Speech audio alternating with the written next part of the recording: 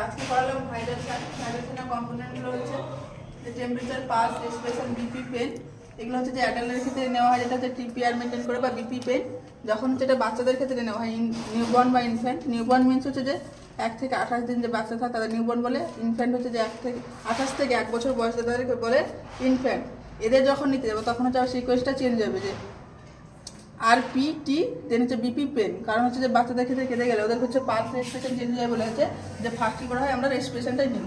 দেন emergency condition হচ্ছে 5 vital sign, সেটা হচ্ছে যে নিউরোলজিক্যাল স্ট্যাটাস, যেটা আমরা জিসিএস স্কেলের সাহায্যে আমরা চেক করে দেখি যে পুপিলারি রিয়াকশন। এগুলো হচ্ছে যে 5 ভাইটাল সাইনের মধ্যে পড়ছে।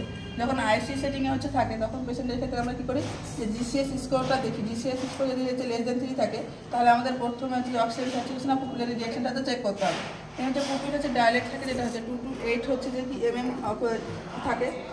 এবং হচ্ছে একটা ফিক্স ডায়ালেশন পুপিলস, মানে হচ্ছে best indicate the brain death. Brain ডেথের পেশেন্টের ক্ষেত্রে যে ফিক্সড ডায়ালেটেড পুপিলস থাকে। দেন হচ্ছে ভাইটাল সাইন আমরা কখন কখন মেজার করবো। ফার্স্ট যেটা লিখেছি যে ফিজিক্যাল এক্সামিনেশনের সময় আমরা কী করবো, যে ভাইটাল সাইন চেক করবো। এবং হচ্ছে ইনিশিয়াল কন্ট্যাক্ট উইথ ক্লায়েন্ট, যখন হচ্ছে ফার্স্ট টাইম হচ্ছে হসপিটালে আসবে তখন আমরা ভাইটাল সাইন চেক করবো। দেন হচ্ছে ফিভার, যখন কোনো পেশেন্ট যদি ফিভার থাকে মানে জ্বর থাকে তাহলে আমরা কী করবো, এভরি 2 to 4 আওয়ার্স কী করবো, আমরা চেক করবো।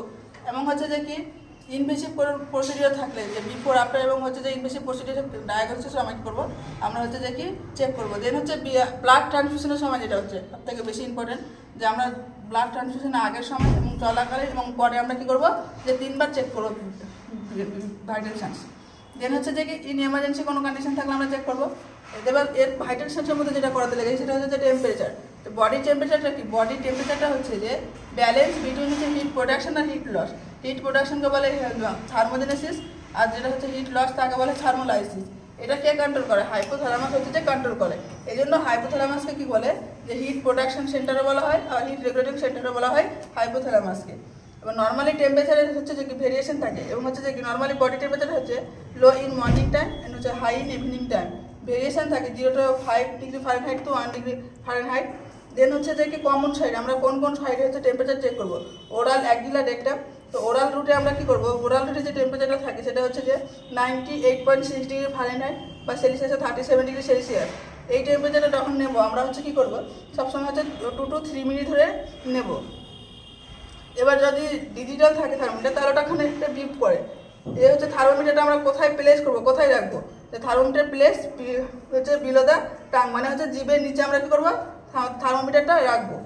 আর বাকি যেটা রুট হচ্ছে যে একজিলা রুট হচ্ছে যে টেম্পারেচারটা কী হবে, যে ওরাল রুটের থেকে 1 ডিগ্রি ফারেনহাইট হচ্ছে যে কী হবে, কম হবে। আর এক টাইমে হচ্ছে যে 1 ডিগ্রি হচ্ছে যে কি ফারেনহাইট বেশি হবে। আজকে পর্যন্ত।